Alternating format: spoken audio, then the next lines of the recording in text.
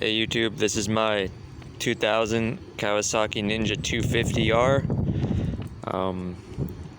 It's a bike that I bought in a box and fixed up. Really wasn't that hard. I got it cheap, and it had been sitting since 2008. It's 2022 now, so 14 years. Did all the, had all the usual problems. Tires were flat, old and dry rotted. Neither brake worked. The gas tank, the gas cap was rusted onto it. Once I got that off, the inside of the gas tank was really rusty, which, I guess it had been sitting a while. So first things I did, I aired up the tires. I cleaned out the gas tank good. Got all the rust removed with muriatic acid, which works excellent.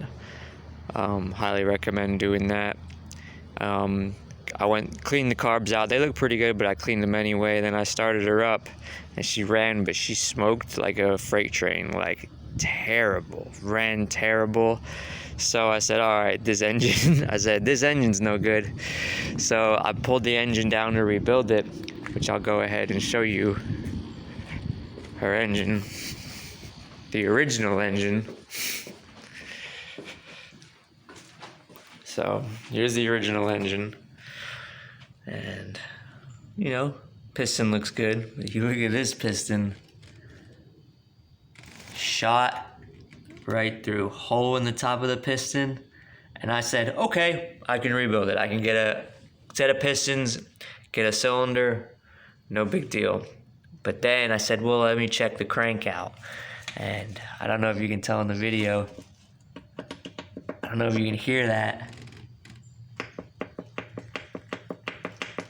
but a ton of play in the crank on that cylinder. So I priced out to get the pistons, a jug, all the gaskets, and a crank was too expensive. Crank by itself was like $250. So because these bikes are very common, I found just up the road, like 30 minutes up the road, a guy parting one out, and I got a new used engine for $350. So that brought my total to about, buying the bike and getting a new engine, for about $1,100, which I think is an okay deal for, bikes are expensive now, and had a title and everything.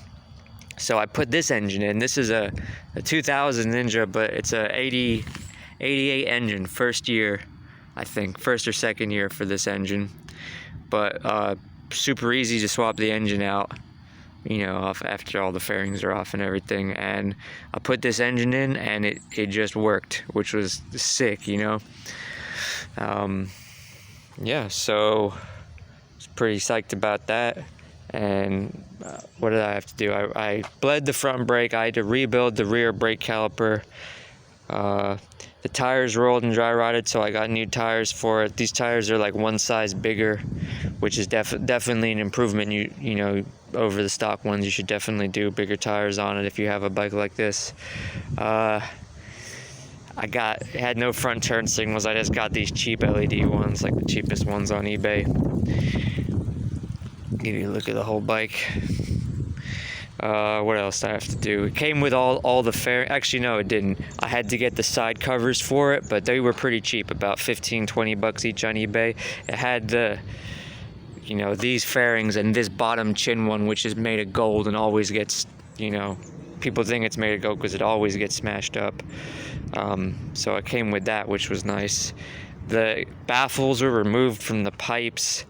I just stuck them back in there, and I had my brother just weld little tack welds holding them in, and then this is where the rivets originally was, and I just put these self-tapping bolts in there, which looks kind of silly but works good.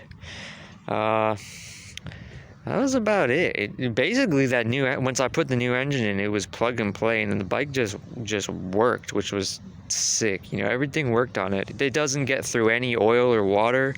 It doesn't burn any or leak anything. It leaked a little bit from the valve cover. I took the valve cover off and sealed the gasket up with RTV, and I checked the valves and the timing chain while I was in there.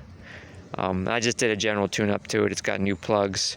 It's got new air filter, new oil and oil filter, stuff like that, new brake fluid, obviously, just easy stuff, new coolant. But she runs good now. It's a great bike, a very fun bike. And for a 250, I mean, I don't really know about modern bikes now, but I had a 250 Rebel before this, and this just walks right over the Rebel. Like, my Rebel would do maybe 80 flat out, but like it would just be acting like, you know, totally screaming and stuff. This bike will do 100 like nothing. Like GPS, I've had it, fastest GPS speed I've had is 104 miles an hour, and that's all stock, except I went up one tooth on the engine sprocket, so it's geared a little bit higher, plus it's got the bigger tires, so the gearing's a little bit higher than stock. But performance wise, it's all stock exhaust and everything. And it's great for, you know, just a little 250, but it's great for highway. You can cruise it at 85 miles an hour all day. And what's sick is it actually returns pretty good gas mileage at those speeds too. My Rebel you have it at 75, and it would get garbage gas mileage, like 55 or 60 miles per gallon, because it was full throttle basically. But this bike's just chilling at those RPMs, or at those speeds rather. So it's like, I'll do 75, 80 and get 60 miles per gallon, which is great. Yeah, so I guess I'll go ahead and start her up. She's all warmed up and everything. Yeah, it runs good. Didn't have to do any adjusting to the carbs or anything. I think I adjusted the idle mixtures a little bit, but other than that, it just ran, which is sick. Has a nice idle. It's not too loud, but when you rev it up, you see that red line, at 14,000 red line. She almost sounds like a 4-cylinder.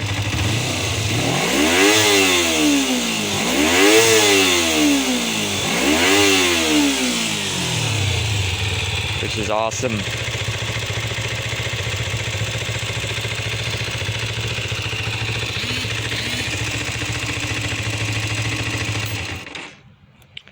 Yeah, so go ahead and take her for a little drive down the road.